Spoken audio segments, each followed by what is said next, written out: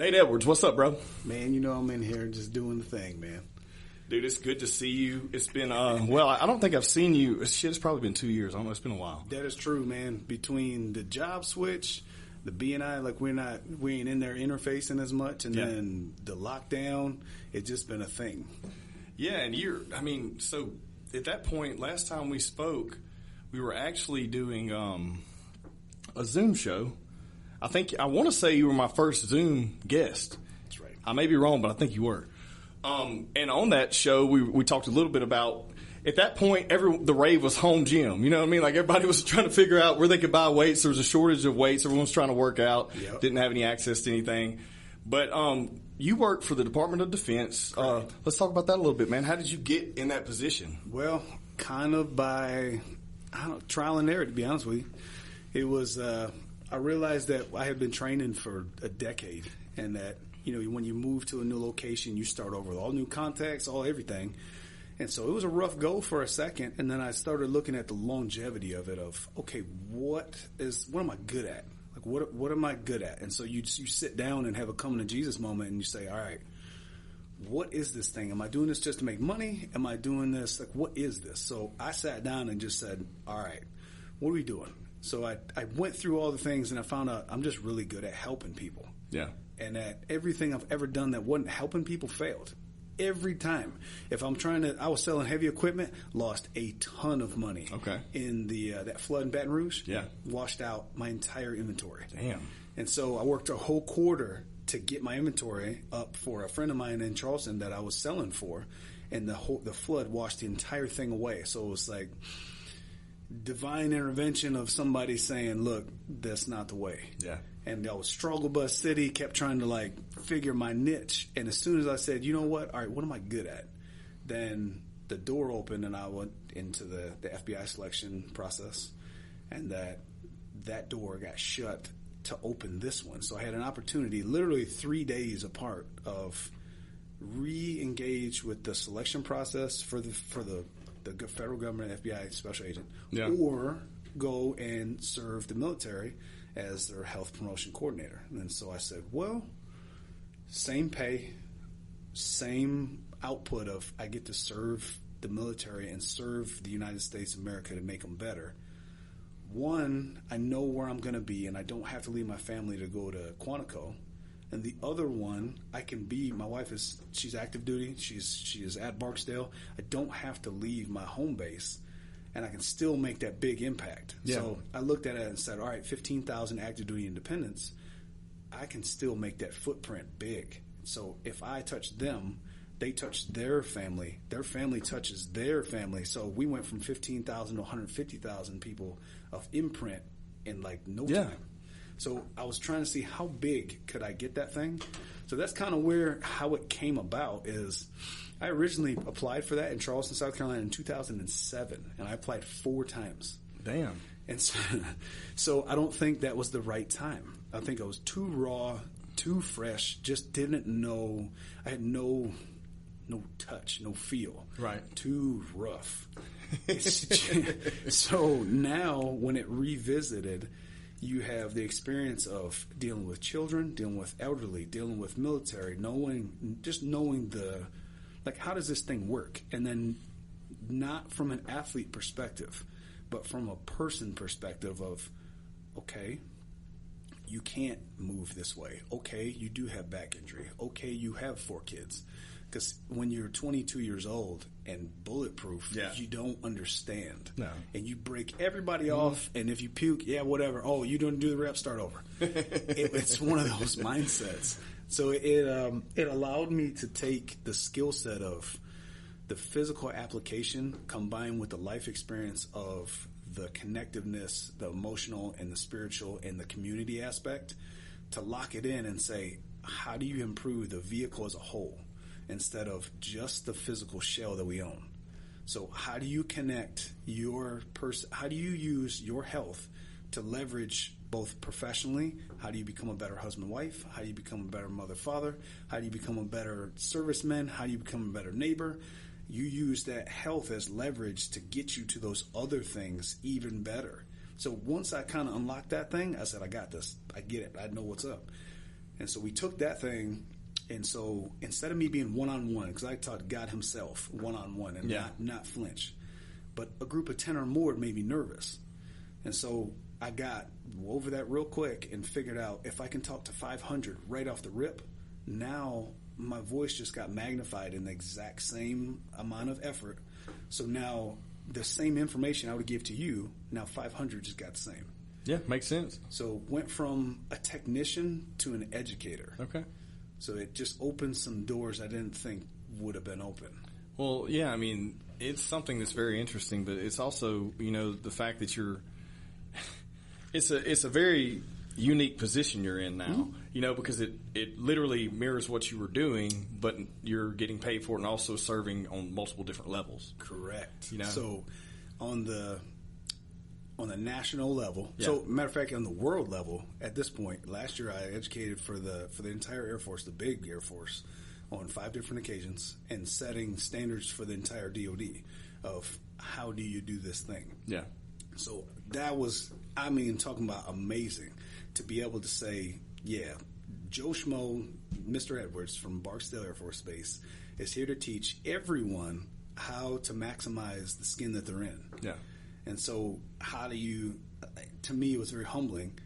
And then go down to like the national level of Barksdale is the headquarters, 4 headquarters for Air Force installations of, they call them Global Strike. Yeah. So we are the headquarters. So establishing headquarters guidelines and excellence, if we can get to that thing. And then going down to like the airmen and their families. So it went from like huge level up to you're affecting millions. And then all the way down to the youngest 18-year-old airman that I just talked to 32 of them at what they call first-term airman's course, and teaching them the values of establish good health parameters now and good mannerisms to just caring for people and yourself when you're 18. So when you're 38, you don't look back and say, I wish I would have, could have, should have. Yeah, I mean, and that's very interesting too, because people have always said, coming up, you see people like, oh, they were in the military.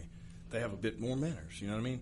But what people don't talk about a lot is that, physical fitness and health has diminished in society for the past 20, 30 years, and even in the military, right? Terrible. So I love every person. Yeah. But the idea of what is baseline and what is average is very poor. And so when I go to speak to them, it's very eye-opening, because I tell every airman, every mid-level or senior-level person that all of you guys that wear the green are professional athletes. And so they don't understand when I first say that, and you get this weird look on their face of, what do you mean I'm a professional athlete? No, I've never been an athlete my whole life. And I have to tell them, I said, okay, to you, what is a pro athlete? What is that? They're like, oh, they're great at X, Y, and Z. I said, yep, valid point. But just because you don't catch a ball or you don't run down the field doesn't mean that your job you don't have to be excellent at, right?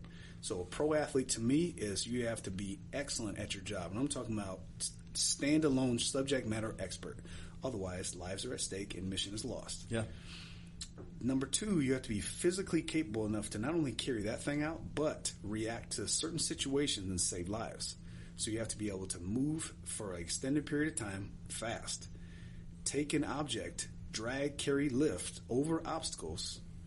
Then you make a conscious decision of, okay, I need to be able to assess the scene. I have to be able to make good decisions while you're fatigued.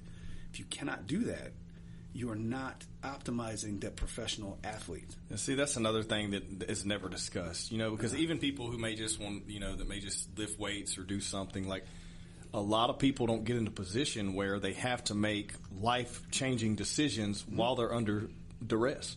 And that was where you have a single point of failure. Yeah. So there's a lot of, now, and I don't disparage anyone that lifts for aesthetic reasons. It looks amazing. Don't get it twisted.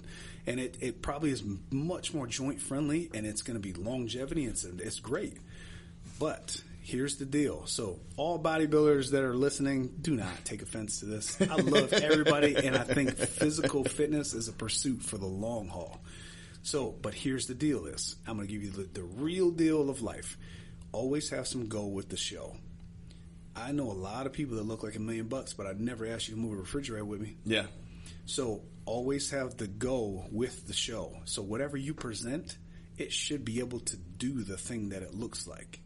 So if it looks like a gun and sounds like a gun but ain't going to shoot anybody, that's a starter pistol, and that's non-usable. Yeah. So, and on the opposite end, powerlifters, they can do all the stuff, extra strong, but they have no use for the long term because they're going to break down before it's even time. Yeah. And there's no stamina. So there's a sweet spot of, if you train like an athlete, you will look like an athlete. Yeah. Because most people, if you look at a sprinter, most people would say, that's an awesome look. And that sprinter, they move with purpose. So that goes into that whole thing how I brief people on the difference between a workout and a training session. Are you working out or are you training? So a lot of people don't know the difference between working out and training. So a workout is what you want to do. Mm-hmm. Training has a direct output. So if you go to the track and just say, I feel like I'm a shoulder shrug, a 5K, it doesn't really matter what happens. But a training session is, I'm going to get 800 repeats in this time with this rest. So over time, you will guarantee yourself success. Yeah, I think that's a good point too, and I think that it's always funny to me. I used to be, I was big into the bodybuilding scene as far as helping train people, and I don't want to get half naked and pose on stage. I would rather punch people in the face. You know what I mean? But I agree. But the funny thing was, when people would be like, "Hey, what are you training today?" I'm not. I'm just lifting weights. This is just lifting weights. You know? And that's one of the ones where the verbiage matters. Yeah, it does. I agree. I think I take offense to someone who says they're training if they're not training for something. Correct. You know what I mean? So whether it's a competition, life, whatever. But if you tell me I trained arms today, like, no, come on, man. No, like, did you? No, I did. I did burpees. Man killers. Ball throws, stuff like that, and I did it all, for reps of, 1 minute apiece. Okay, then okay, you train. You know what I mean? Like one of those things. I agree. I think that, that stuff is thrown around so like loosely, but there's something to say.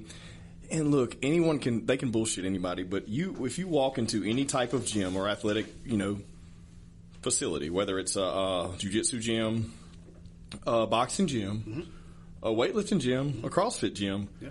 You can easily tell within 5 minutes who the hardest working motherfucker in that room is. Absolutely.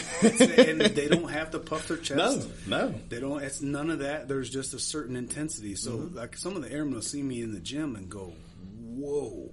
Because there's a switch. Like, there's a difference between Mr. Edwards, like, talking to you, and then Nate, who is training, truly training, because when the veil goes over the face, you are there for a purpose. Yep. I'm not talking to you. I got a rest period. I'm looking at my watch. I'm smashing the set. I'm coming back. I'm doing my thing. I'm marked from thing to thing to thing to thing.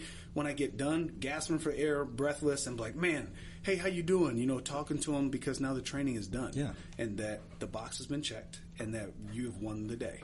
So the same goes for conditioning. I don't never use cardio because cardio to me is useless. Okay. So conditioning has a direct output as well. Yeah. So even if you have a conditioning goal for the week, you say, okay, I need to, let's say it's 45 minutes conditioning a day, and you're going for a cumulative number of 375 minutes of conditioning for that day. And so that conditioning could be on the rower, on the stepper, on the treadmill, on the whatever, but those minutes need to be met.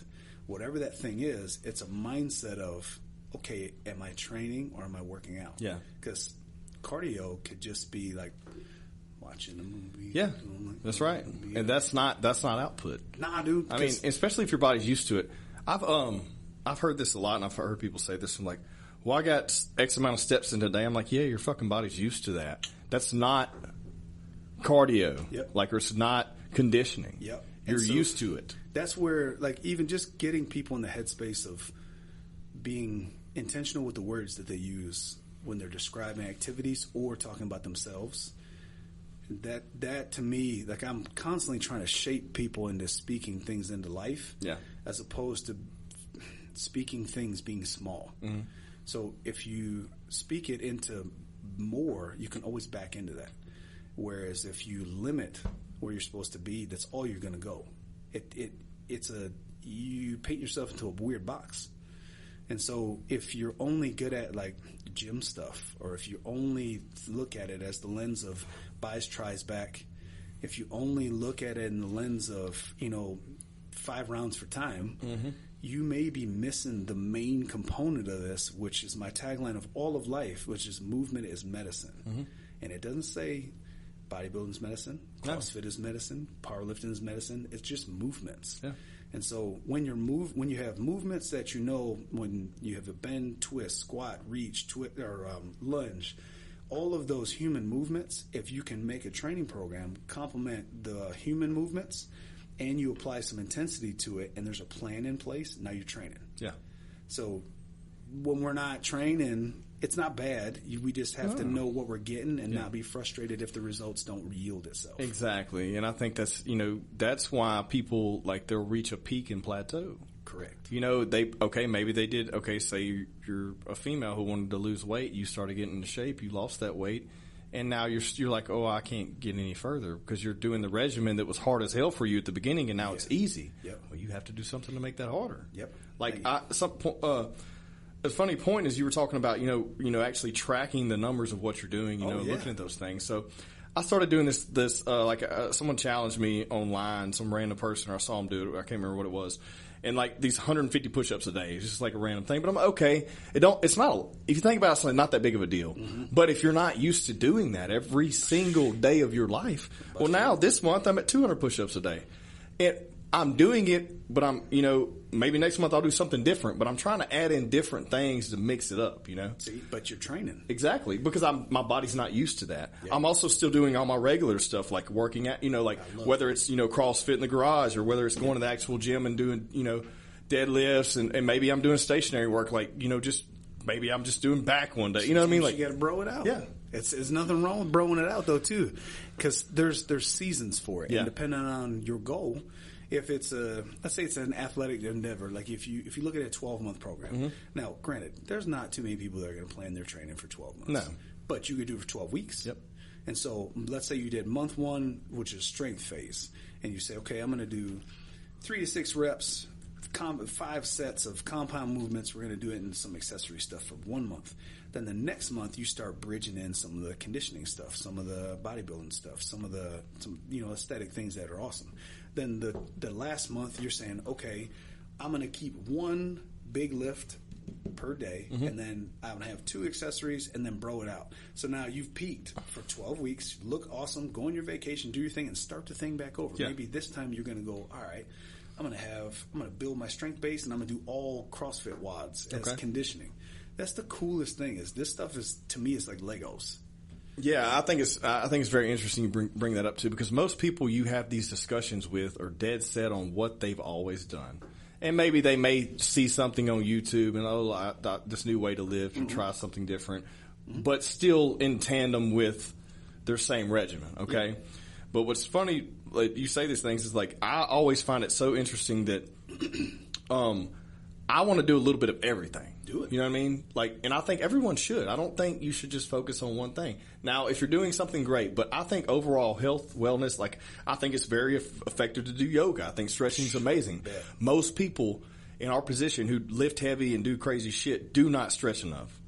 Guilty as charged. Yeah, so am I. A lot of times I don't even stretch, but I think that's a huge thing. I think yoga flexibility is important. I think that lifting heavy is important some days. I think lifting light is important some days. Some days I think doing HIIT workouts is important some days. I think if you mix all that together, you literally have the perfect regimen, in my opinion. But sometimes that's hard because we get in our little routine. Or you see somebody that's really where you want to be, and you go, well, they do this. Yep. Well, what people don't realize is that person, number one, they got a couple decades of training in there. And number 2, you don't know what kind of nutritional or supplementation that they are on that you cannot maintain. Yeah. And so I used to think that Ronnie Coleman's program was for me. I used to do 100-yard lunges. I followed that whole thing. And I didn't understand what kind of sauce Ronnie was going off of. You didn't know. Fuel. I just thought that Ronnie was the man. And that, I'm 20 years old, so Ronnie's doing lunges and lightweight, baby, and you're yelling about it. Yep. And so once you mature through the thing, is the coolest thing about this whole thing, and I catch this all the time, the confusion, because there's so much information, is getting to know how the human body moves. And so it's not hard to do. There's only a couple ways you can move. If you have 2 arms, 2 legs, and a neck, we only move in certain ways, right? So if you can hinge at the waist, so it's just like going down picking something up. If you have some form of a squat, whether it's single leg or double leg, if you have a reach, if you have a twist, and then if you have a flexion, so flex it, and an extension. I mean, there's really not a whole lot that we're doing. You can reach and twist, and you can kind of add things and put them together. And you have a press out front, a press overhead, a pull up, pull down, and then a horizontal. There's really not a whole lot of movements. Now it's just imagination, rep scheme, and then how you want to apply it. Heavy, light, whatever. But people getting to know, like, how does the body move? You can teach yourself all the things that you could get from like a Beachbody or like a YouTube or what have you. Yeah. If you just think, okay, well, how do I move and what do I need? And if you can encompass how do you move and what do you need, you don't really need the expertise of people if you can be your own expert because you know how you move and what you do. But most people don't want to do that research. Although it's right at our fingertips, they still don't want to do it, or they put the wall up immediately and just think it's too hard, and they're not going to do the work. And you know what? You know what they could do? Like if they're one of the ones where they're just a little bit uncomfortable, a little intimidated. Yeah. You can seek out somebody that understands the movement, and then say, "Okay, can you teach me how to move in all the planes?" So there's the buzzword of the day. Can you teach me to move in all the planes of movement and how I can create my own template? Because once you create the template, now it's plug and play for the rest of your life. I mean, I think that's a great point. And also, like, every single person's body, even though we all have the same movements, is a little different in how they respond.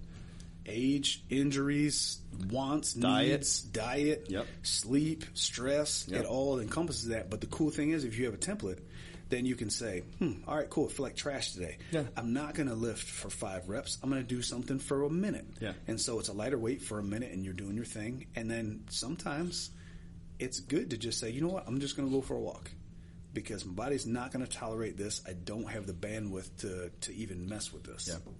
I mean, I couldn't agree more. And I think that all those variants matter. And if you're just looking at someone and thinking you're going to achieve those results and you have no idea what the makeup is, what the blueprint is there, then there's no way. Now, you've also been a victim of quite a few injuries.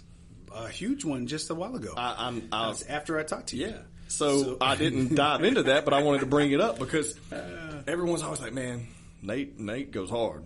I'm like, yeah, he also goes too hard sometimes, but you're also really great at rehab. And so what's your insight on that? And what's the most recent injury too? So I had a complete quadricep reconstruction.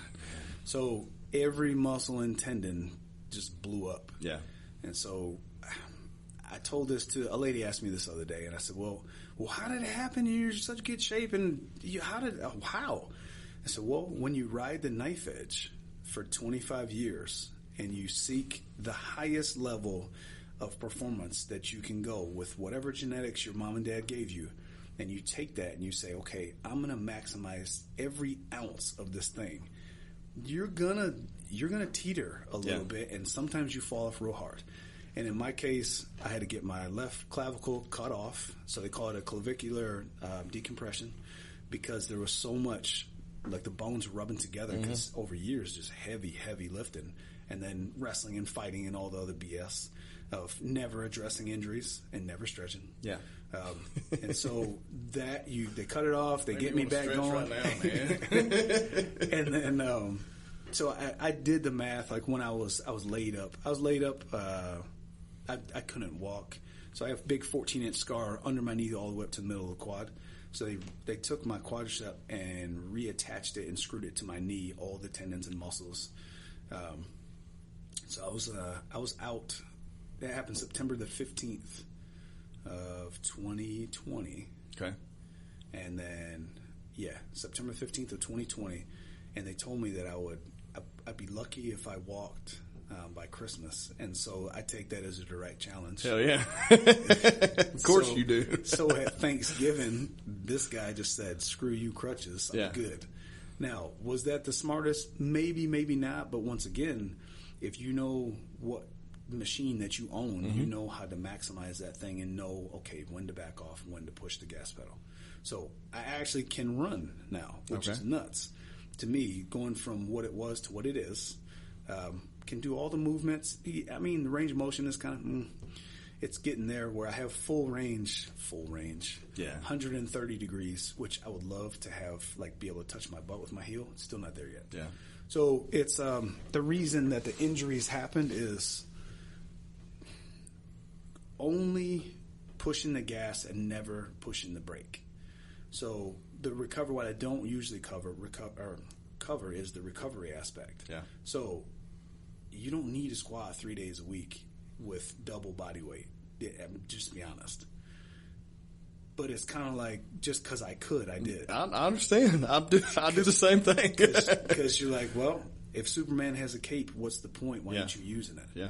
And so, especially in the athletic thing, if I always had the idea of somebody somewhere is willing to suffer when I'm not. And so there's no way you're ever not working me ever. And so what would happen is I'd have 2, 3, 4 training sessions a day because you would not outwork me. And so when they closed the door, there's no doubt in my head that I did more work than you. There's no way you're beating me. Yeah. And so even just that mental edge of, you're in for a long night, sir, because there's no way that you put in more minutes under this crazy thing than I did. And there's a lot of people that doubt that when they get in there. Oh, am I in shape? Oh, did I do this? Nah, that was never a thing. I just paid for it on the back end. So the stretching thing, the warming up. So the warming up is the most important thing that I never did. So really and truly, I tell everybody you should not lift a weight unless you're full sweat. Full sweat. I agree. And breathless. I agree. And so if you're fully sweating and breathless, it's like warming up your vehicle, and then you're ready to go. And the same thing applies right at the end. You got to ramp it down, stretch the thing out, and be done. Well, I've seen the same thing in training and fighting years ago. I can tell you in my early years, my 18, 19 years old, first getting into it, and I walked right in that gym, wrapped up, and let's go. Yeah, you know what I mean? No, nothing. That last camp, a couple years ago, I'm 8 years past where I was kind of in my, full fight mindset back then.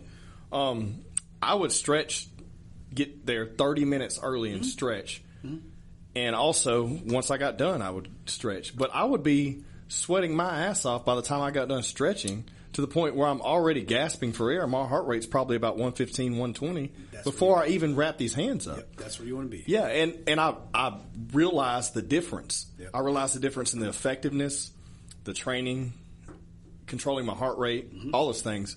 But you don't until you. People can tell you all day long, but if what you're doing's quote unquote working for you, you're not really going to change until you see that this may work better. A lot of people, man, and it's sad because when you're Superman, you don't hear anybody else. Yeah, because who are they to tell you when you're doing the thing? Mm-hmm. So stupidly, you just keep doing it. Mm-hmm. So I was the guy. I'd walk in right out of the truck.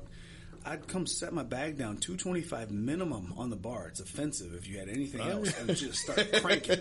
Boom, boom. And like it was nothing just because you can. Dumb. Yeah. So now it's even, you ever heard a guy, Matt Wenning? Yeah. Okay, so Wenning warm-ups have been the savior of everything. Okay. So Wenning warm-ups is 400 reps of activity before you train. Man, it's a lot. So it's 25 reps of something that you're terrible at. So usually, like if it's a pressing day, it'd be tricep. And then you'd have an incline press and some kind of antagonist where you'd be pulling. And then you'd have some kind of standing abdominal. And you do that 4 times without stopping. So it's increasing your work rate, it's increasing your body temperature, and it's bringing up lagging body parts. So when you go to press, you're just fine. A lot of times people get hurt because they're not in shape enough to maintain that effort. So I didn't realize that until listening to the dude's rational, because I just thought he was nuts. But very, very smart guy. Well, so what's your take on reps, 4 reps, 4 time? Everyone seems to have a secret, and I think you'll be on the same level as me here. I'm sure it's what I think is it depends on the application of the day and the machine. Mm-hmm. As far as the machine, I mean the body. Yep. But what is so what's your normal workout? Say this, if someone's listening or watching. Say we're working out back today. Say we're just doing mainly lats, maybe integrating a little bit of lower back and some rear delt work. Mm-hmm. What are your workouts going to be? What's your regimen? What's the layout going to be like that? What's the outcome that you want? All right, let's just say we're operating at 80% strength, and you're just doing it for maintenance and maybe growth. Oh, well, that's nothing. Okay. So it depends on how advanced training you to. Because if you're a newbie, everything works. I don't care what you do. So some people like German volume training, 10 by 10. Some people like modified 5 by 10, which usually tolerated a little better by people because it's less soreness. I'm a huge fan of timed. So no matter how you do it, either you get a lot of work or you don't. It's an auto-regulatory thing. So if you have a timed 60 seconds of effort, and that you can either control the tempo on the way down or explosive or pause or whatever. But however many reps that you get in that 60 seconds is dependent on how you feel that day. So you're not a failure if you don't reach 12 reps. So if you're having an awesome day, you get 22 reps. If you're having a terrible day, you get 6 reps. A minute is a minute. Doesn't matter. It's tracking that minute. It allows you to have a bad day and not have a bad mental day. So you're not based off of, I didn't make my 12th rep. Yeah. Doesn't matter. Got you. So that way, it's all about time under tension, as far as time under intentional tension, I should say. So let's say that we have 1 minute of activity and you have 3 seconds on the negative. So 4 seconds per rep, you should get around 15 reps, give or take. But that 4 seconds rep is give you much more carryover to grow than 1, 2, 3, 4, 5, because you just have more time under tension, more damage, more eccentric load, like that whole thing. You get bigger, faster, and you're not going to tear yourself up mentally, because if you're having a bad day, you just don't do as many reps. Yeah, I mean that makes sense. I've just never seen it approached that way, but I mean I agree, because a lot of other things we do, athletic wise, is timed, and it's nothing to do with reps. Because really, I'd like people, like if anybody's listening there watching, try it. Time out your set. See how long it takes. If 15 reps only takes you 22 seconds, you just missed 38 seconds. Yeah, of work. you didn't work hard enough. See what I mean? You missed 38 seconds of work. I feel like 80% of people watching or listening are guilty of that. So it's very interesting you brought that up, and you're making me think about my shit. Like when I'm just thinking about just lifting, not other things. Because a lot of stuff we do is timed, or whatever. Yeah, dude. So you can switch it up. So that's the cool thing. Remember, I was talking about Legos. Yeah. So not only is the exercise interchangeable, the rep scheme is interchangeable, the conditioning is interchangeable, whether it's single arm or double arm or twist or reach, it doesn't matter. Like all that stuff can be just pushed and plugged. It's limitless. Yeah. So you could have a single-legged dumbbell reach with a row. You've just blown the whole matrix up. Yeah. Because you've accomplished so many things in one movement that could be done for 60 seconds, that now you completely have just checked 4 boxes out of the human movement thing without having to move within 3 feet. Yeah, and most people, they only focus on 2 or 3 things and they never change it. Like, okay, say they're working out back. I'm only going to do rows, lat pull downs, pullovers, and possibly shrugs or deadlifts or something. You know what I mean? It never change that regimen and do it forever. And then you'll be real gym strong. Yeah. But you may not be able to apply that. Right. So that's where the goal with the show comes in. It's funny, too, that you mentioned that, what you were saying earlier. Made me think about when we, last time we talked and we were stuck in the garage during quarantine. Yeah.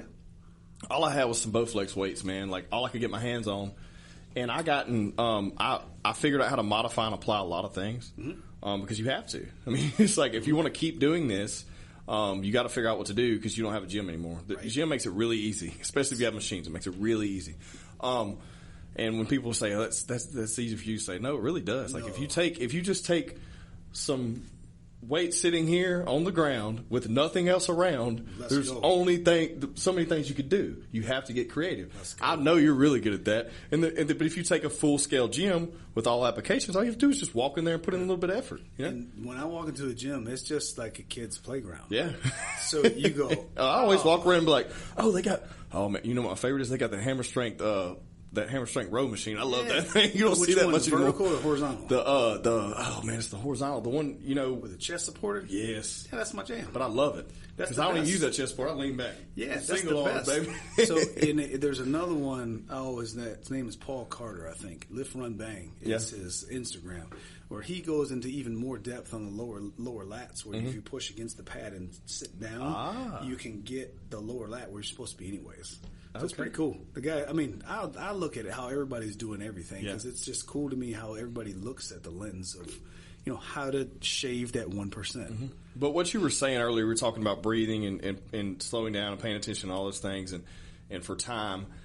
I noticed when I come back in the gym, when gyms open back up, my application in the gym was different because I've been restricted so long that I caught myself, like, I was doing lat pull downs. Like, I just ran in there. I was like, God, I've been wanting to do some lat work. You know, I just grab lat pull downs. And I noticed myself pulling slow and controlled and controlling the tempo. And I was like, holy shit.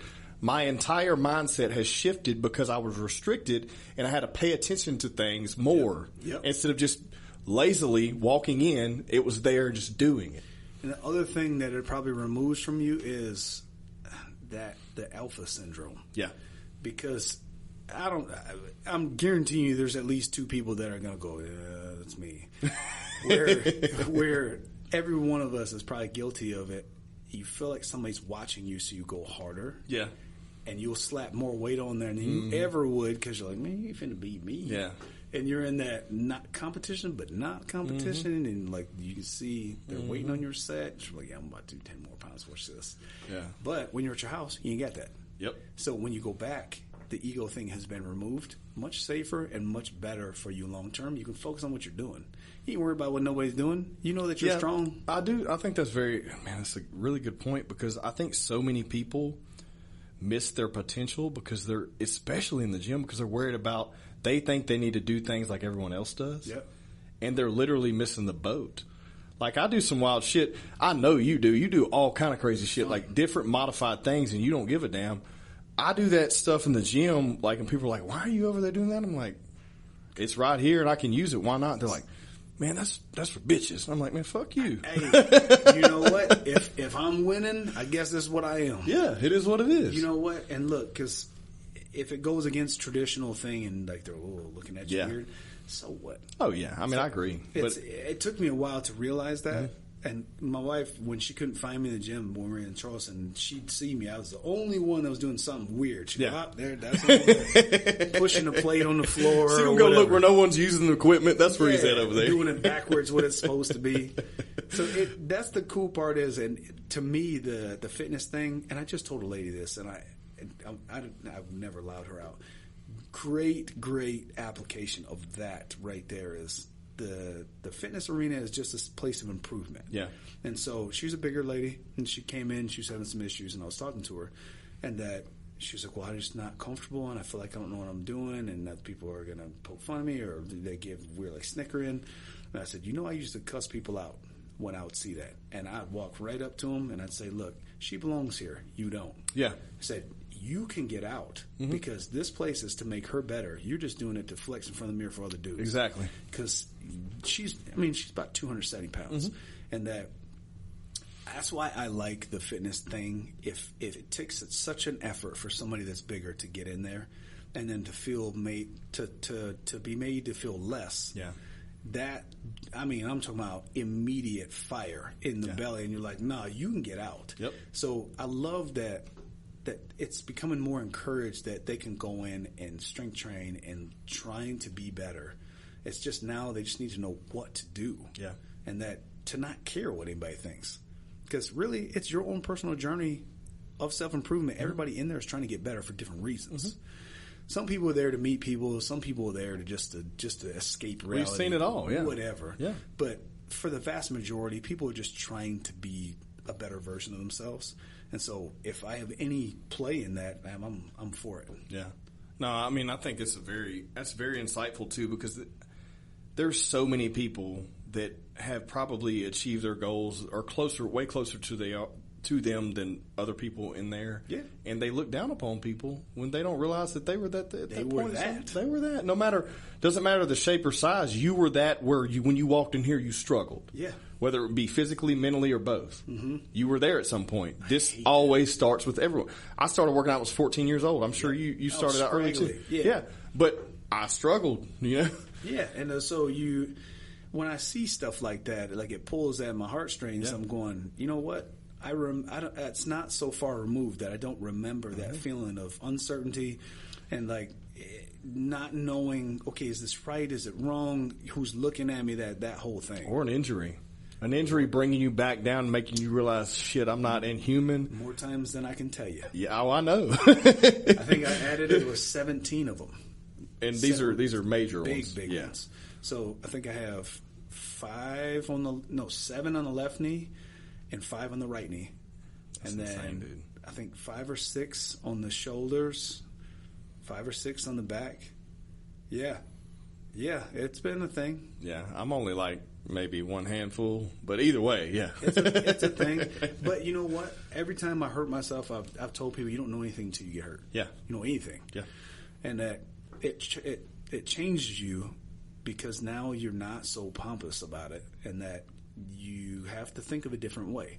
And so it opens another way that you're not told no. You just say, okay, that hurts, don't do it. What doesn't hurt? Mm-hmm. Okay, I can do that.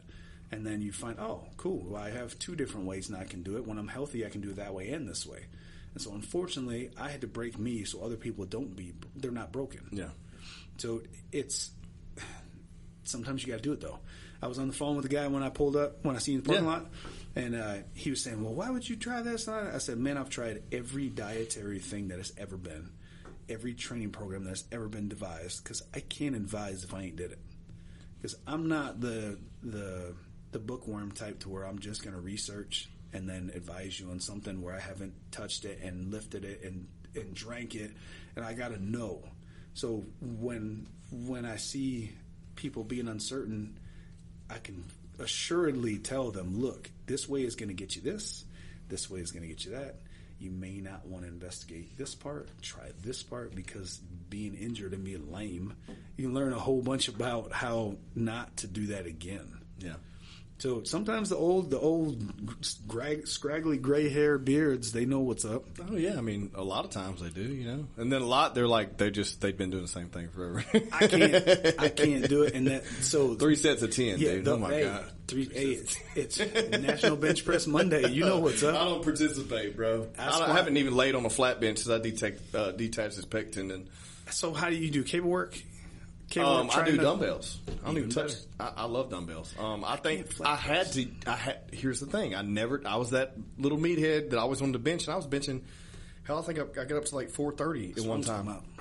But I also detached it doing 380 because I was fatigued, dehydrated, about to start cutting weight for a fight. Should not have been lifting weights, much less lifting that heavy. Oh, jeez. Yeah, just dumb. Just, 22, 23. I was probably like 24 years old. Once dumb. again, you're not going to listen to nobody. Right. Anyways. No, hell no. And anyways, it's like, I mean, I learned when I had to rehab that year of downtime that I had to use dumbbells. Yep. I had to slowly ease back into it with 10-pound dumbbells. You talking about embarrassing. You talking about bring you back down. Go sit on that bench in the gym in front of everyone and pull a 10-pound and do incline press. Yep. You know what I mean? But it taught me something that at the end of the day, I can't lean on one side or the other harder because I have two different pieces of weight here. Yeah, with a bar, you can mind something. Just like when someone squats and they may mind the right side or the left side or move the hip a little bit. Same thing with your chest, But I'm a fan of dumbbells, man. I love them. Dumbbells and kettlebells have been a fan. Yeah. Because now, granted, they're not everybody's cup of tea, and I get it. And they're very expensive, especially kettlebells. Very expensive. $1 a weight, man. And it sucks. But if you can get unilateral training, you'll have less injuries. And so unilateral training, I would tell people, if you don't want to have back injuries, split squat. Yeah. You might not want a double leg squat. If you're not a competitive person and you're not like this crazy athlete moving forward, split squat will get you just as much. And so, if you're a bodybuilder, you want quad sweep and the whole deal, go leg press. Because they're not judging your ability to squat. No. they're judging your ability of development. Yeah. Right? So there's no ego with that thing. Mm-hmm. Just know the probability of you having a catastrophic injury is cut in half when you do it split. Yeah.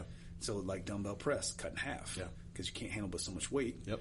And then even the trap bar versus the deadlift bar, cut in half. So spinal loading is 50%. when you have a trap bar because you're neutral gripped. Yeah. You're upright. Yeah, I noticed you use that more on your deadlifts than you do regular. And I enjoy those too, but a lot of times I don't have access to it. I mean, that's the next thing I might add to the home gym, but yeah. And that way, just getting to know, okay, remember, it goes back to knowing how that body moves. And so always remember, for anybody, just for S and G's, is that if you split an activity, you're going to be able to handle less weight, but there's also less load. And it's a carryover into what you're going to do. So a split squat is going to carry over into a run because I've never seen somebody bunny hop a run. Yeah. It's always a single-legged activity, right? Yeah. So single-limbed is going to equal more output in the things that you want to do. Walking upstairs, walking through your house, picking up groceries. Like it's more usable things. So am I demonizing the squat? No. I think squat is great if you can master the singles. Yeah. So if you can master the singles, squat it up. But you got to have the stability before you get the strength. Yeah, I agree. I haven't even thought about it that way, which is really crazy because you have my wheels spinning, man. Like, you make me want to go work out right now. And when I leave here, I have so much shit to do. I'm like, damn, I wasn't going to work out this evening late, but it looks like I'm probably going to have to. Man, and that's just for me getting humbled is what it is. Dude, I agree. And I think that – so here's my question. Favorite lift. What's your favorite lift? I mean, across the – okay, let's do this. So okay. Favorite leg workout. When I say a workout, I mean like just one set. One thing. Yeah, one thing. Walking lunges. I love them. I hate them, but I love them. God. You're going to have one thing to rule them all. Yes. Walking lunges. Dude, because it just did exactly what I said. Single-limbed, traveling through space. And it barbell, kettlebell, front-loaded, back-loaded, I don't care what it is. You're going to get development in places that you're supposed to. And you're not going to get hurt doing walking lunges. It's not going to happen unless you smash your knee on the floor. Yeah. That, to me, is the best bang for your buck. Or sled pushes. Okay. Weighted sled pushes and sled drags. Or walking lunges. Those two, if you combine those two, you're winning every day. Yeah. Lunges are something I've never stopped. Then again, that injury, I doubled down. I couldn't hold weight, so I'd get the heaviest weighted vest I could do and put things on my shoulders. Yeah, dude. So, and I was doing legs 3 times a week because I was like, I'm not losing everything. Truly. And have you ever looked at the knees over toes guy? Yeah. So backward sled drags, huge improvement. And I never thought about it. I've done them, but I didn't really put stake into them. So I've done them, and now that I do them all the time, that the leg healed faster. So you're doing like high output or just slow and controlled? I do half mile, man. Okay. Half a mile. Take a tire, which is free. You go to any tire place, they'll give them to you for free, right? And so you can go online, DIY tire sled. You get a tire. You have a piece of wood, one of those little bits with the eyelet in there. Back it in there, put it on the back end. You have a DIY sled drag for nothing. And so dragging that thing backwards for half a mile most days of the week, it will change your whole life. What do your neighbors think when you do all this shit? Dude, every place, my wife has never parked her car in a garage. Never. There's never been a car in the garage. I agree. I don't use the garage. It's for weights. And it is for self-improvement. Yeah. That is my self-improvement area because my man cave got taken over. Yeah. Right. So at kid number 2, man cave went away. Yep. It was a man lounge. It had a refrigerator up there, movie theater. Like that was the thing. Yeah. The room above the garage, because usually most people use that thing. Right. So the room above the garage was a man lounge. But when you had baby number 2, you can't be selfish. Like that turns into like, okay, the playroom, like, all right, cool. So I got relegated to the garage. So I said, well, all right, I got to have somewhere to do something. So, all right, cool. I'm getting my own training stuff at my house. I'm throwing down. This happened in like 2012 or 2013 when I first started doing the whole thing. Paid a bunch of money, about killed my truck. I got the full squat rack, transported it from Columbia to Charleston. And then set it up, and it's been crazy ever since. Atlas stones and all kind of weird stuff. Oh, I know. But the neighbors, at first, they look at you like, what's wrong with you? Yeah. And then now, every time they talk to you, they'll Facebook message me or something. They say, hey, man, are you still causing trouble in the neighborhood like you were? Because they just know it's a thing. Yeah. So it could be 9 o'clock at night. It could be 7 o'clock in the morning. It doesn't matter. If you see the garage open, I'm probably throwing down. Because you got to, if somebody's poking fun at me yesterday, I did 10,000 meters on the rower. And then that was a thing, by the way. So he's poking fun at me, and they said, "Oh, I see you trying to be healthy." I said, "Man, if the day ends in Y, there's work to do." Yeah. So the whole thing of movement is medicine. If you're intentionally uncomfortable and you're trying to produce work that's going to make you better, always and forever you'll be successful. Somebody somewhere is going to benefit from you doing that.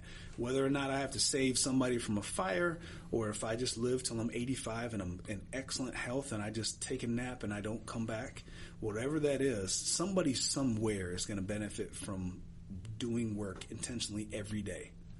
No, I completely agree. You know, the most annoying thing to me is when I tell people sometimes, and you've had to have run into this, when I say things that are similar to that to someone, they're like, "Well, but you could get taken out by cancer at any." So what? I said, I'm gonna kick it in the face until I go out. At least I know that I tried the hardest I could with what I was given. Dude, I'm going to kick cancer in the face until I go out. Exactly. And so I promise, me being in better physical condition, it makes me treat people better. It definitely helps with disease prevention, with cognitive ability, with just being creative. It doesn't matter what you say. Anyone that is physically more capable, as in physically better health, is going to be more capable of doing whatever task you ask. So they're going to not be sick as much. Mm-hmm. They're definitely going to move faster, be able to be more productive for longer, and that you're probably going to get a better product for the lifetime of that person. Mm-hmm. Whether they're an employee or a business owner or a spouse or whatever that is, being more physically prepared is the answer. So we have devolved over the last 100 years since Industrial Revolution kind of time, where we didn't have to farm and we didn't have to work hard, and that things are automated, and we have awesome technology, and like I'm talking into something that is aiding this. Exactly. But when you don't place intentional work, the body is deconditioned, and now you prime it for disease. And so with that comes lack of sleep and intestinal issues and depression and anxiety and cancer and Alzheimer's and all the things that are associated with not moving, not sleeping, and not eating things that had parents who grew out of the ground and had leaves. Oh, we got to talk about that for a minute. I agree. So what's your stance on diet overall? We talked about this on the last show a little bit, but since we're talking about all of this, we got a little bit of time left. In a nutshell, what would be your advice on that, as far as diet? And I know everyone has different applications, and what they say is the best way, which I think is complete bullshit because I think everyone's different. Mm-hmm. I'll tell you the long and short. We were made to eat things that were alive. Yeah. So it doesn't it's the canine teeth in our mouths. Yeah. And it doesn't have to have a heartbeat, but the sun had to give it its energy. Okay. So animals, plants, doesn't matter. We were made to eat things that were alive. If we weren't, we would be like vultures and eat things that are dead on the ground. We're just not meant to do that. So the closer it is to that thing like walking around or like flourishing and having flowers on it, the better that you're going to be. So your body is geared towards using these things that were alive to transmit energy, to give you energy to do more good things. So the more plants that you get. So I just listened to a PhD the other day, and that they went over gut biome diversity. And it sounds really fancy. All that it is the health of your intestines and your colon. Yeah. Right? So it has been advocated that you have 30 different types of plants per week. And so that way you feed the different colonies that live on and in your body. Yeah. So really, when we look at this, your body is bathed in bacteria and viruses and all weird stuff on the outside, right? And inside your colon is more bacterial colonies than you have human cells.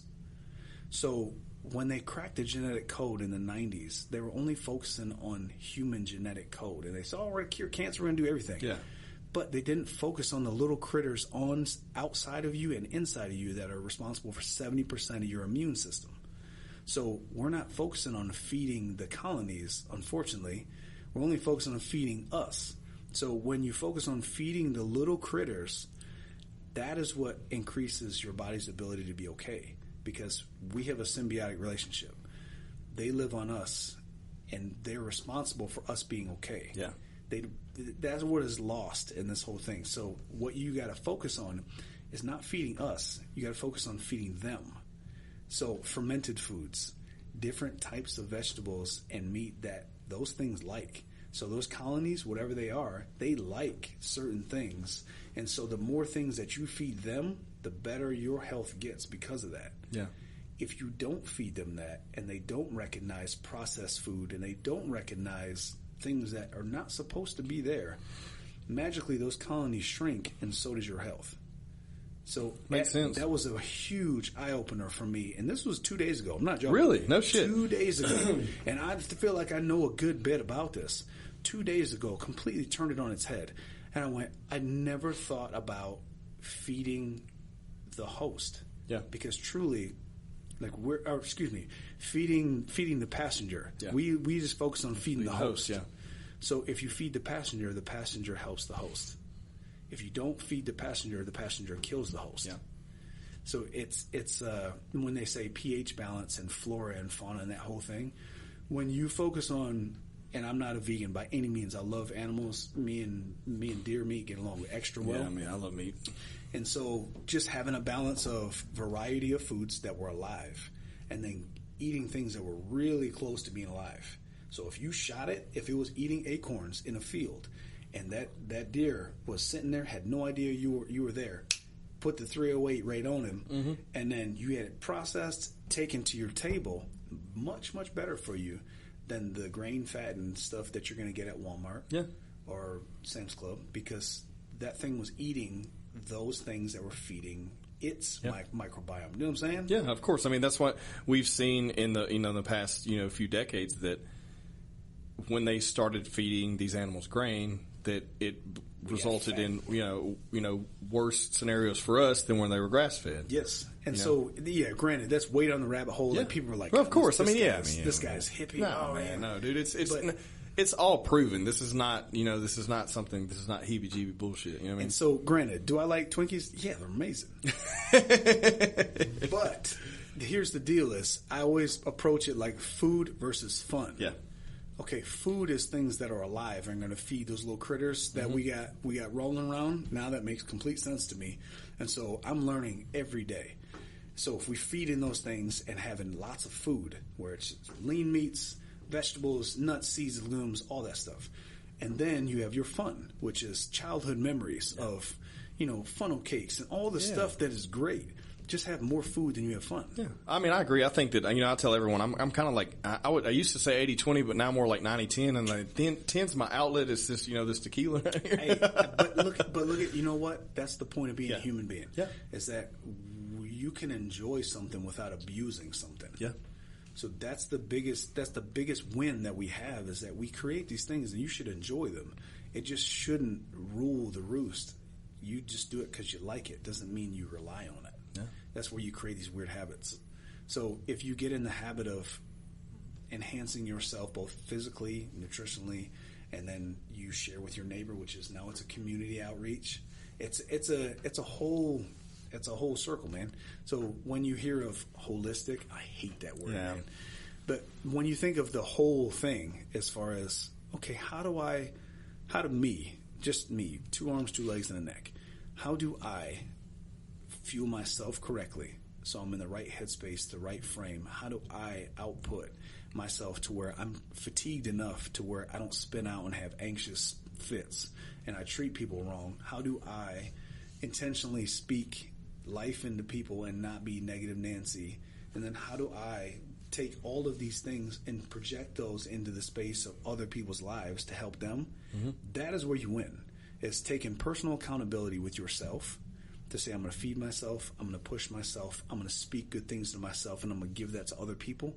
And that's how you create a good community. The ecosphere of you is going to go out into the world, and when you bleed that out of your pores, they can't help but to say, I want that. Yeah. I love it when I go into a room, you infect people. You cannot deny it because they can't hate you when you're trying to help them. Yeah, I mean, you weed those out really quickly. You know what I mean? Like, it's very interesting over the past, as you get older and you get more aware and realize that, you're not that important. No, dude. In the grand scheme of the mindset changes, dude. In the grand scheme of the whole life of whether the universe, whatever, the grand scheme of anything, I am nothing. Exactly. But what I can do is control my little nothing existence and make a positive change to maybe make a couple dominoes fall. Yeah. And so if I can control myself and say, I'm going to speak life into people and I'm going to increase my positive output so the way everybody around me is awesome.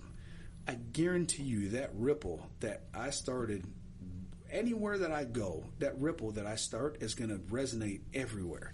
And so maybe I only touch 20,000 while I'm here. Yeah. Maybe that's all it is in the Shreveport-Bossier area. But then those 20,000 touch another 20,000, touch another 100,000. That you're wherever you go, somebody go, wait, you're him? Can I talk to you real quick? Yeah. I heard about X, Y, and Z. And that's the whole thing of, it's not about the notoriety. It has nothing to do with monetary. It's all about trying to do right by yourself to do right by others. And if you do right to yourself and do right by others, the money will always come. Yeah. If you don't chase dollars and you chase impact, I promise you that you will always have what you're chasing. Because your needs will be met just from helping others. Yeah, I mean, it's something that it sounds cliche because people hear it all the time. But once you live it and once you become aware of the effectiveness or putting out positivity, and just realizing that only positivity comes back when you do that. Dude. You know what I mean? And not entertaining negative bullshit. No. And trying to actually help people. And here's the deal. When the negative comes, you don't have to be confrontational about the negative. It's recognizing what space that they're operating in and trying to help them with that space. Say, hey, I understand where you come from, because you may actually understand it. You're like, look, this sucks. But how do we redirect to something better? I always just give someone a worse scenario. That's always my solution. We could be living third world. Yeah, exactly. Because right now, you can get in a vehicle and go and make your own money. That is correct. You know what I mean? We live in the greatest country in the world. We do, but unfortunately, we're all spoiled and we take it for granted. You know, guilty as charged. You know, and COVID actually did me a solid, did me a real solid. Okay, it made me go inward and realize, what did I really value? What did I value? I look at my kids and go, I cannot believe that they are me. Yeah. I can't believe I made that thing. Even though it got on my ever-loving nerves. I'm talking about like you want to pull your hair out. Yeah. But I wouldn't trade it, because now you realize I don't need to hustle and bustle. I don't need to be worrying about, I got to go here, got to go there, got to go do this, got to go that. The most important things live within the four walls of your house. Yeah. And then the secondary ring would be like my mom, my sister, my cousins. And then the third would be my best friends. I only have a couple. And then after that would be acquaintances and work contacts. And then after that would be people that I just casually come into contact with. Yeah.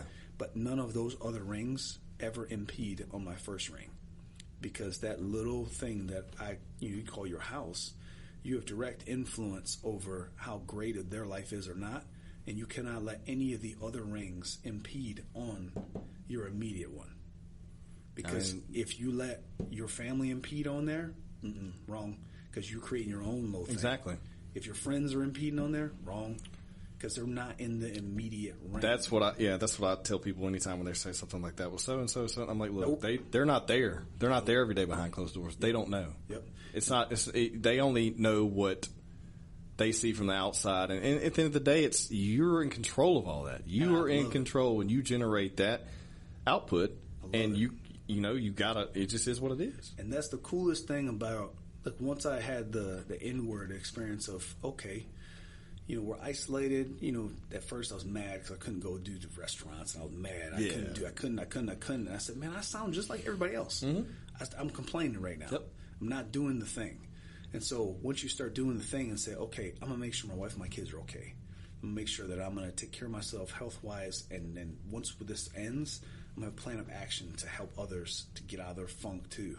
So my mom and my sister, help them. Then my cousins and my best friends, help them. And then my work family, make sure that my ecosphere at work is awesome. And now when I go brief people, I breathe life into them. And like this podcast is, I mean, I don't know any of these people, so they're on the far ring. Yeah. But that's not to say that they couldn't become in the next ring, because maybe they touch base and say, hey, love what you said. How do you feel about X, Y, and Z? Mm-hmm. You know what I mean? Yeah, of course. I mean, that's how it happens. That's why I keep doing this. That's why we're sitting here. Mm-hmm. That's why, I wanted to have another conversation with you, because there's so much shit to talk about. Dude. We can't cover it in one show. That's the best, is that, you know what, and being a people believer. Yeah. And I really believe that people, I don't care who you are, male, female, doesn't matter. People are looking for something to reach for. And a lot of people don't have that answer. And I think that while they're looking out, all they have to really do is look in. Yeah. Because they have the answers. That's what counselors are for, is to have you self-talk yourself to give you the answer. And that, not to say they're not valuable, because they are, because they get you out of your own way. Yeah. So really and truly, when you're quiet is the most valuable time. That's why I hunt and fish. I don't care if I catch anything whatsoever. If I see a deer, great. If I catch fish, awesome. But the biggest thing that I take away from that is I get to be quiet, mm-hmm. and I get to think, am I doing this okay? Am I doing this right? And that really, when people are looking for something, they don't have to look very far. They have the answer, and they know what they love. They're just maybe afraid to push the button. Most people are too caught up listening to the noise, man. And the insta-famous Yeah, people all that you think that they're doing it so awesome, really and truly, they have the same conversations with themselves. They just don't post that out there. Yeah. We're all the same. We're all the same. Some of us are wound a little tighter than others, but every human being has that sense of that I want to have community. Mm-hmm. I want to have purpose. I want to give people around me a reason to stay around me. We're all geared the same way. It's just when we deny that part of us, that's when you start going, well, what's wrong with me? Yeah. And you start seeking gurus and all kind of people when really the answer is very simple, is move like you mean it every day of your life, and you should be red-faced and hateful, right? Number 2, you should go to sleep. Yeah. Right? And so that's the most valuable thing I teach the airmen, is the value of sleep. And that's far more important than any physical or nutritional guidance that I give anyone, is the fatigue management portion of, what happens when you don't. And then making sure you build yourself a good community that is not a bunch of yes men, mm-hmm. but people that will hold you accountable and say, no, screw you. You're being a jerk. You're being selfish. You're being whatever. And that they'll tell you, all right, you ain't right. They don't have to answer you in the manner that you want to, but those are the ones you're going to keep around. They love you to death, but they'll tell you when you're wrong. And then being able to take all of those variables and say, all right, how can I take this package and give it to the person that I care about the most? And that give them the sounding board of, okay, yeah, you might not be right, I'm going to tell you. My cousin called me the other day, he's having a rough time. Yeah. And I was not afraid to tell him, said, look, I love what you're doing, but here's where we got to go. And I love you to death, but you're wrong. And that we need to adjust by this amount of things. And so he said, you know what? Not until now would I ever even been able to hear that. Yeah. Because only now, after going inward, am I able to give back, because I had to say, okay, what's wrong with me so I can help him? Because if you can't identify what's wrong with you and you got everything figured out, you might want to take the time out and say, all right, I'm a hot mess just like everybody else, but I'm a work in progress. Yeah, you have to be able to receive the message, and you have to be ready. Yep. And 9 times out of 10, most people aren't, or they refuse to be ready to receive that. Yeah, man. And everyone needs to. You need to hear stuff. Sometimes you need to hear it. You know what I mean? Sometimes you have to call yourself out on your own bullshit. Sometimes you need to nudge for you to be able to call yourself out on your own bullshit. And I want to win. No, don't get it twisted. I want to win everything. Yeah. I want to win more. I cannot tell you. I want to win more than I want to breathe sometimes. I feel you. And that there's a certain detest in my body of, like, that something about mediocre. Like it gives me, I bristle up the hair on the back of my neck. No, I can't stand it. But when somebody has told me, look, you've fallen short, Yeah, I didn't like hearing it. But then you go, okay, I got it. You get over your own self and you go, okay, I got something to work for. And now, all right, I'm going to show you. Yeah. And then we get after it. And it's interesting, too, that patience, when you really recognize that if you're patient and really hyper-focused on what you're trying to get done, that more shit gets done. Usually that happens when you're fearful. Yeah. So if you've ever lost a job and you have to find another one, I promise you, you have a sense of urgency you never had before, and it'll get done. Or if your back is against the wall and you have to provide for the people you care about and this deal hinges on it, I promise you, you will find a way to close that loop. That's when we get comfortable and just lukewarm. Yeah. Where nothing really happens and you're not really urgent and you don't really have to move. That's where most people live, in that weird lukewarm soup of. That's what they want. Like most people are striving for that complacency. But then, do you think that's what causes people's anxiety? Dude, I can't. Why do you think we're all anxious now? Why do you think there's all these problems? Because you have gotten so comfortable that struggle and tension creates anxiety because you haven't seen it. I love it. Man, beat my ass, rub me in the dirt, cover me in mud. I love that shit, man. I love it. Do you know why, though? It's because out of the struggle comes what you're looking for. Yeah, because it's not the win. It's the struggle and then getting over the struggle. So there's a thing that I try to tell people, like my business name, Grind and Shine. Yeah. 365. Forever and ever. Forever it will be. Because comfort and change do not live in the same house. Yeah. They cannot. If you are comfortable, you need to assess your situation and that you will be lulled to sleep. And that you'll wake up 20 years from now and have one of those stupid midlife crises and say, why didn't someone tell me that I was just here?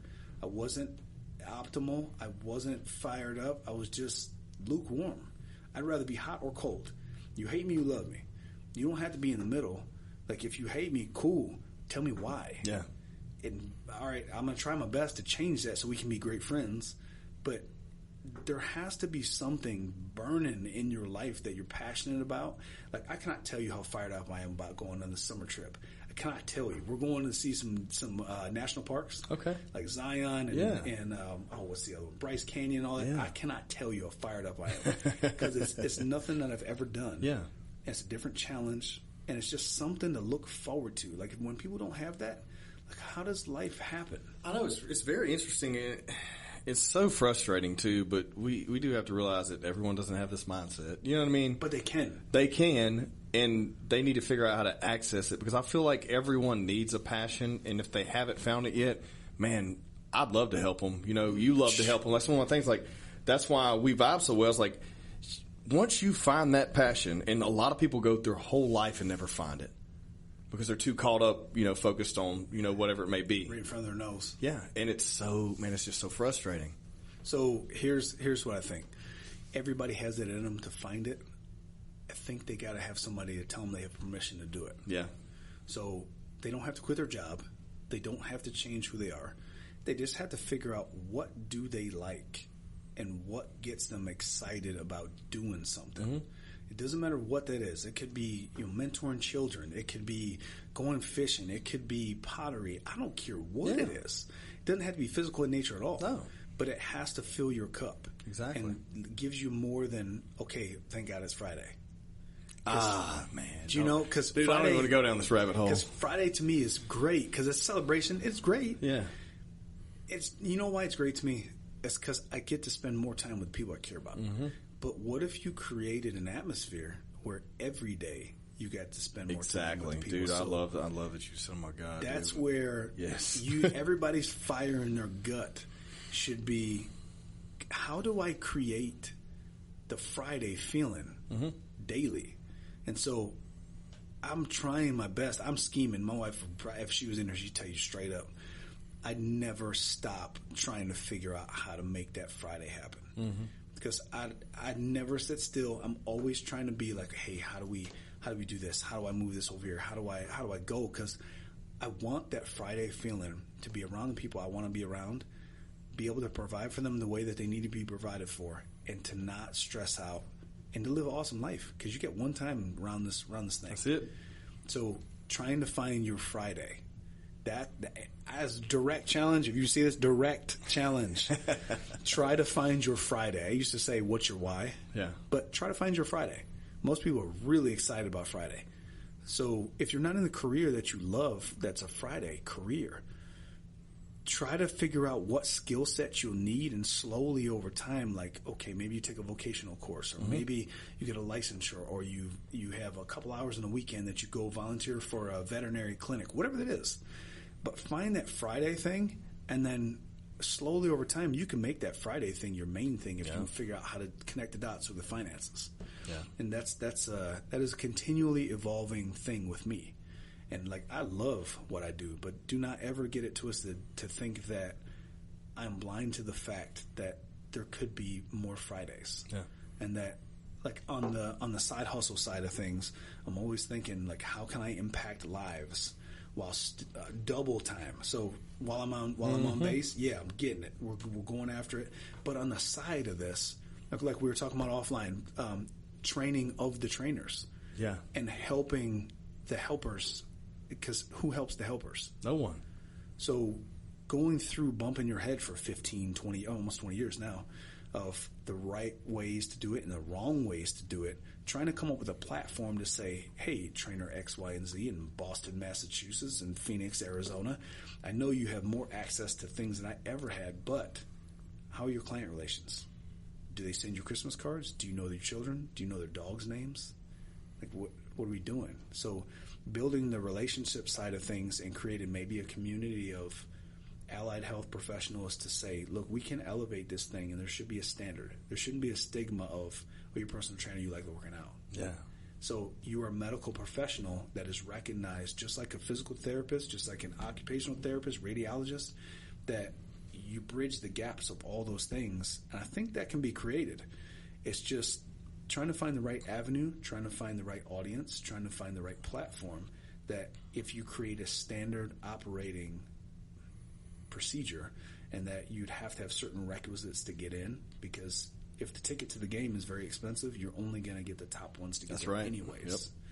And so maybe we can figure something like that out. That one down the pipeline is my Friday.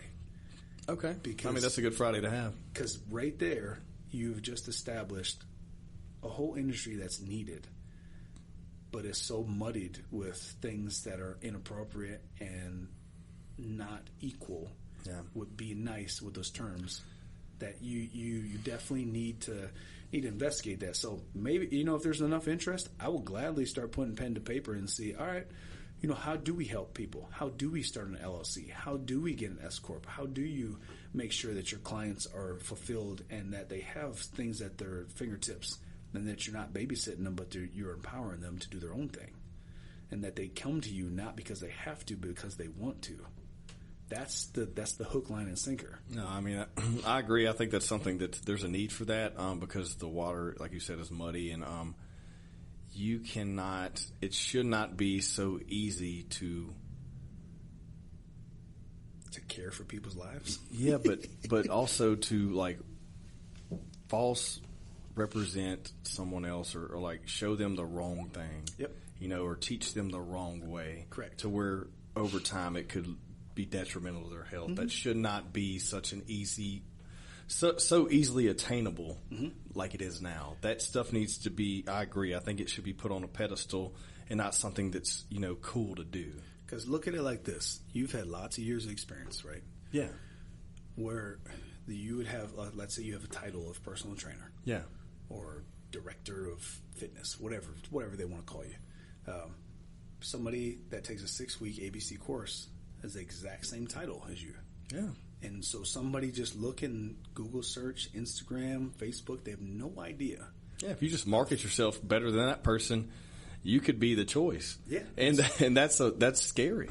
And so that's where I think that would be such a cool lane to say, look, am I the end-all, be-all of everything? Absolutely not. Every coach has coaches, not just one, multiple that they pull from. I was just talking about Matt Winning, smart guy. But he has coaches, and everybody in this kind of thing, any professional arena has mentors and people that they look up to and pull things from and bounce ideas off of. So it probably would start off as a grassroots thing and then say, okay, we have this thing that we like. Can you contribute to it? And so each one is going to have a different expertise, and you could elevate the whole playing field to where there was tiers to it. And there's nothing wrong with getting in a 6-week course. Absolutely nothing wrong. But you're at a different tier than somebody that's been in it 20 years. Yeah. And that you've seen 40,000 people in 20 years. That's a different thing than 4 people in 6 months. Yeah, it is. So if you had the levels of expertise where you could start at 6 weeks and work towards the end goal, that's awesome to me. It's just like, yeah, I mean, I think it should be a thing. It should be a thing just like PT, just like nursing, just like medical school, just like a residency, just like, what's the thing with the attorneys, associates? Paralegals and all that. Yeah, it should be a thing. So you make a partner and they're all excited. Exactly. You make a very valid point, and there's a need for that, and it's going to have to happen. Someone's going to have to do it. You might as well be that person. I mean, I guess we're saying it now. Yeah, I mean, it has to happen, dude. That's a really good point. There's a guy in South Carolina. He started the South Carolina standard. It's a standard like that. So I used to train with him. Good guy. I'm going to plug him. Defining Moment Fitness. I got you, man. And so I plugged him. He's an awesome guy. And he's starting a South Carolina chapter of standard education. Yeah. And so I think that it should be each state and then national and then worldwide. You can do that, just like any certifying body. So now how it starts, I don't know. Yeah, but I mean, all these other industries that we just mentioned started the same way. Yeah. Stuff started happening. They're like, oh, hold on, we got to regulate this and figure this out because it should not, Tom, Dick, and Harry can't just come on here and do this. You know what I mean? So, legit. Yeah, I mean, I think it's... Maybe we have to have a Louisiana chapter, man. Because, people poke fun and say, well, we're behind and we don't get anything until the West Coast gets it and then the East Coast gets it and then we get it. But if you cut the line and say, nah, we're good. Well, it's different now, man. We all have access to the same information. Yeah. It's not like it was 20 years ago. So we can definitely maybe we get offline and say, what's up? Well, look, dude, I think we can keep going on that. We're going to have to do another one of these. Yeah. But it was great to see you. You got any last plugs you want to throw out? Well, no plugs, man. Just you guys find your Friday. Yeah. Find your Friday. That's the thing. If you catch yourself getting caught up with, the office cooler politics and being lame, remove yourself from things that are going to bring you down and surround yourself by people that want to see you win. If you're not around people that want to see you win every day, you need to start aligning yourself with people that want you to win as bad as they're winning. Because if somebody's winning alone, what is the point? Exactly. I want everybody to be going hard. Yes, and it's not monetary, it's just life enjoyment. Mm-hmm. Usually you're going to be pretty successful monetarily if you have an awesome outlook on life. Yeah, I agree. I mean, if you're doing something you love, the money doesn't matter anyways. No. You know what I mean? Because you don't wake up chasing that. You wake up fruits chasing are in the labor. Yeah, you do. Because in long term, you will have much better outlook on what you did, not what you made. Exactly. Because a house is a house. I agree, dude. Let's end on that. Nate Edwards, Grind to Shine 365. That's what we do. I love it, bro. I appreciate it today. Hey, man. Everyone, please subscribe to the podcast.